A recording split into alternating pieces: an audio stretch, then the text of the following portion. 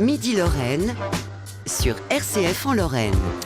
Nous allons parler des métiers d'art dans Midi Lorraine avec l'invité du Midi Lorraine et nous partons dans la métropole de Nancy à la découverte de la Cité du Fer. C'est un tiers-lieu qui se développe à destination des artisans d'art et nous en parlons avec Pauline Arré et votre invité Pauline. Oui, aujourd'hui, je reçois Sacha Tognoli qui est ébéniste, menuisier et il est aussi le président de l'association qui porte la Cité du Fer à Jarville-la-Malgrange dans la métropole du Grand Nancy. Bonjour Sacha Tognoli. Bonjour. Alors, pour commencer, est-ce que vous pouvez nous expliquer concrètement qu'est-ce que sera du coup la Cité du Fer et qu'est-ce que l'on doit comprendre derrière le nom Cité du Fer ? Alors, la Cité du Fer, qui s'écrit F-A-I-R-E, qui est un jeu de mots avec le fer, F-E-R, puisque la Cité du Fer existe, le bâtiment existe, se tient à Jarville, qui a une histoire dans la production industrielle dans le fer. Donc, on voulait tisser le lien avec cette histoire. La Cité du Fer est un projet sur lequel on travaille depuis à peu près un peu plus d'un an, de conception d'un tiers-lieu de production pour à la fois un pôle de recyclerie créative et un pôle justement sur les artisans d'art, les professionnels des métiers d'art. On en est où actuellement du projet en ce moment ? Parce que samedi dernier, c'était les Journées européennes des métiers d'art et les visiteurs ont pu découvrir une exposition qui explique un petit peu ce que c'est ou ce que sera cette Cité du Fer. Alors, comme j'ai dit, ça fait un an sur lequel, depuis qu'on travaille sur ce projet. Depuis un an, le pôle de la recyclerie créative avec la Belle Idée existe dans les lieux. D'ailleurs, je crois que la Belle Idée est venue ici pour parler de son projet. Absolument. Et c'est le deuxième pôle, le pôle vraiment atelier pour des artisans d'art, des professionnels des métiers d'art, qui reste à construire. Aujourd'hui, on a répondu à un appel à manifestation d'intérêt dans le cadre du plan de relance qui s'appelle Manufacture de proximité, et pour laquelle on attend une réponse, mais en tout cas qui était pour nous une opportunité d'écrire et de construire ce projet. Et c'est pour ça qu'on a créé une exposition dans le cadre des Journées européennes des métiers d'art, avec une partie exposition, mais aussi des démonstrations de 9 artisans d'art. L'idée, c'était de projeter le public dans ce que pourrait être ce lieu, et on va très prochainement lancer un appel à candidature pour que les artisans puissent se saisir du projet et candidater pour intégrer le lieu. Justement, ces artisans, parlons-en.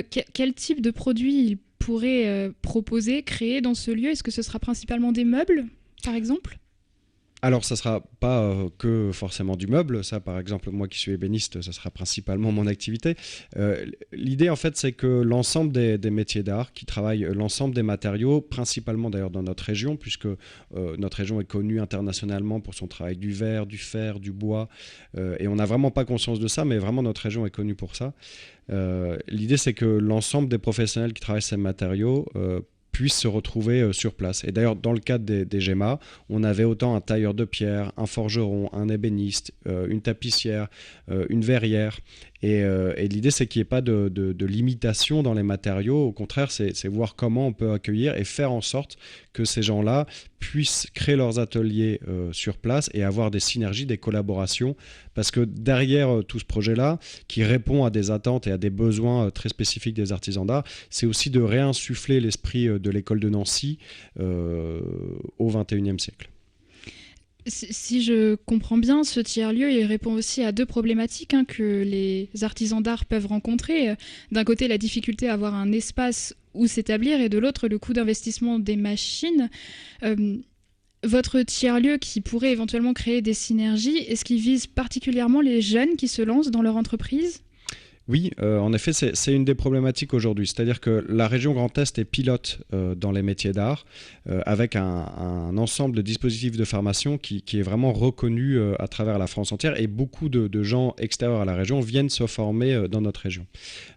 La difficulté aujourd'hui, c'est qu'une fois qu'on sort de formation, moi je me suis reconverti et donc j'ai eu 3 ans de formation, c'est qu'une fois qu'on sort de formation, sauter le pas pour la création de son atelier est très compliqué parce que de une, on a besoin de surfaces très importantes pour pouvoir mener notre activité et donc forcément ça a des coûts très importants et encore plus en termes d'investissement machine. Pour un métier comme le mien en tant qu'ébéniste, c'est à peu près 30 à 40 000 euros pour pouvoir être à l'aise dans son atelier. Aujourd'hui, aucune banque ne va vous prêter ça pour une telle activité, encore moins après la crise du Covid et donc l'idée c'est de répondre à ça, faire en sorte que les formations qui sont proposées trouvent une pérennité dans la création d'entreprises une fois qu'on est sorti de formation. Vous pensez que la crise du Covid a créé une demande de la part des professionnels qui se éventuellement reconvertissent ? Alors, c'était déjà un mouvement qui s'était amorcé avant cette crise sanitaire, avec une recherche de sens. Moi-même, comme j'ai dit, je me suis reconverti, donc c'était avant cette crise. Mais c'est vrai qu'avec la crise sanitaire, on a eu un rebond sur ces problématiques-là de quête de sens dans son métier, d'émancipation au travail, de questionnement sur les modes de production. Et donc, les métiers d'art sont une réponse évidente. Moi, j'ai l'habitude de dire que les métiers d'art, bien sûr, il faut les promouvoir pour une défense du passé, des savoir-faire ancestraux, des traditions, mais pour moi c'est surtout une réponse pour l'avenir par rapport aux enjeux climatiques, par rapport aux enjeux d'émancipation individuelle, et c'est pour ça que moi je m'intéresse à la création de ce type de lieu et pour lesquels je milite et fais en sorte qu'on puisse justement permettre à des gens qui veulent se reconvertir de pouvoir disposer des outils nécessaires pour le faire.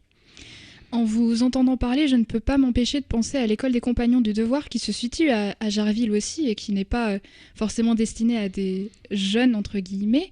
Est-ce que à l'avenir, on peut imaginer des liens entre le tiers-lieu et cette école des Compagnons du Devoir ?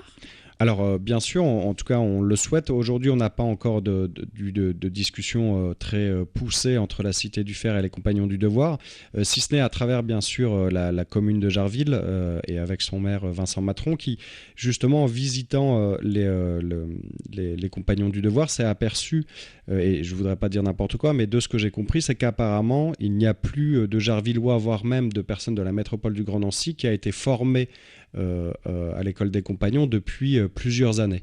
Et ce sont des gens extérieurs qui sont venus. Et l'idée de la Cité du Fer, c'est d'abord pour la ville de Jarville de pouvoir présenter nos métiers à une population à qui on ne les présente jamais.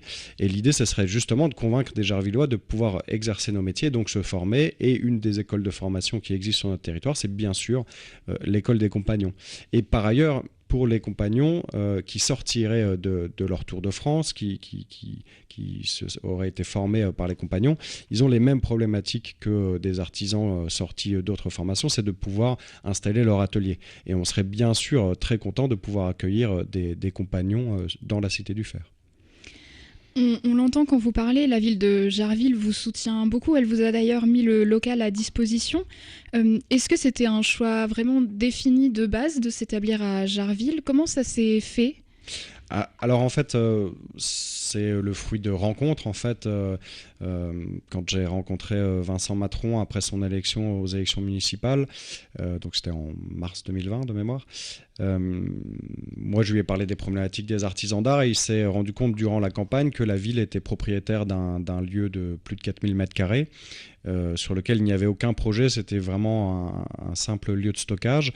Et en lui parlant des problématiques liées aux artisans d'art et aussi à l'existence de tiers-lieux de production, il a fait tout de suite une relation avec ce lieu-là et s'est tout de suite dit et m'a proposé de pouvoir travailler sur la conception d'un tiers-lieu de production.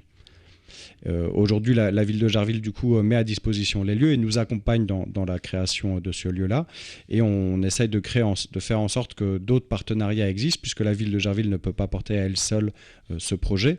On était très heureux que lors des Journées européennes des métiers d'art, Mathieu Klein, président de la métropole du Grand Nancy, vienne apporter son soutien au projet. La région regarde attentivement aussi le projet. Donc voilà, on est dans cette phase, une fois qu'on a écrit le projet, d'élargir nos soutiens pour faire en sorte que ce lieu-là puisse être pérenne.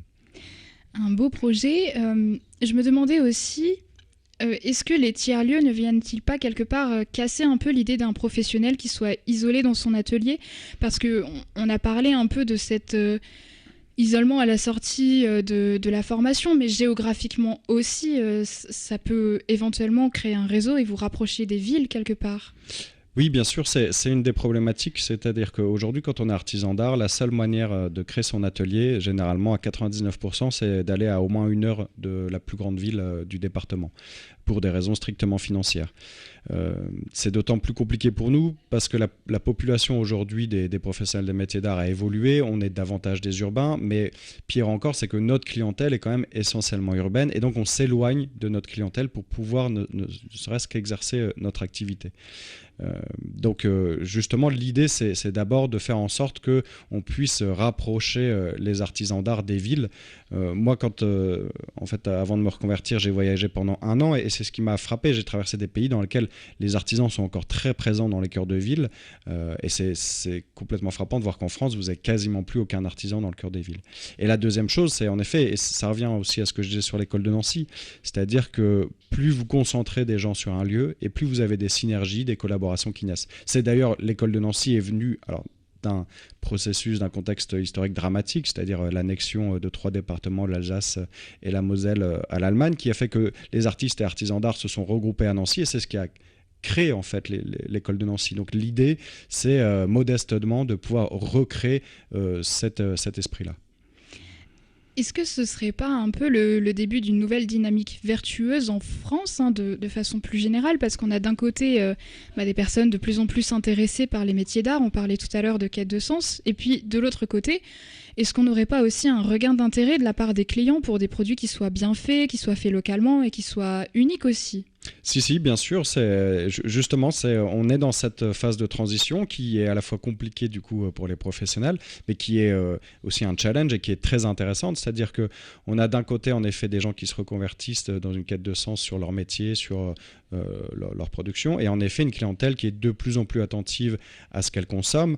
C'est un mouvement qui a commencé sur l'alimentation, bien évidemment, et qui se poursuit aujourd'hui sur l'ensemble des sphères de production.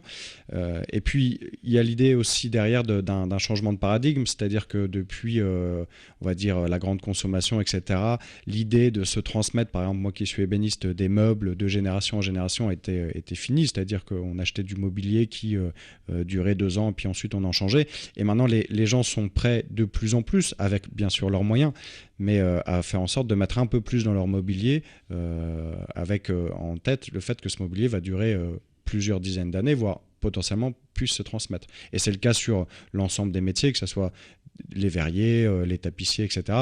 Il y a ce retour à ce que représente un objet, et je dirais que la crise sanitaire et le confinement a aussi accentué ça, c'est-à-dire qu'on va être plus attentif aujourd'hui à son intérieur, à faire en sorte d'être entouré d'objets qui soient à la fois fonctionnels, mais qui soient beaux, décoratifs, esthétiques, et pas seulement qui remplissent une fonction et qui souvent, dans la grande industrie, le remplissent assez mal.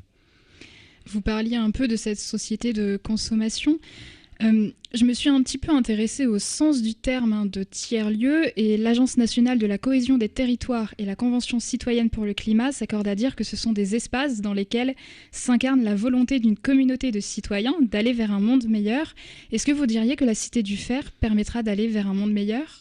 En tout cas, c'est pleinement l'objectif. C'est ce que je vous ai dit tout à l'heure. Pour moi, la promotion des métiers d'art et la promotion des métiers de production, c'est tourner vers l'avenir.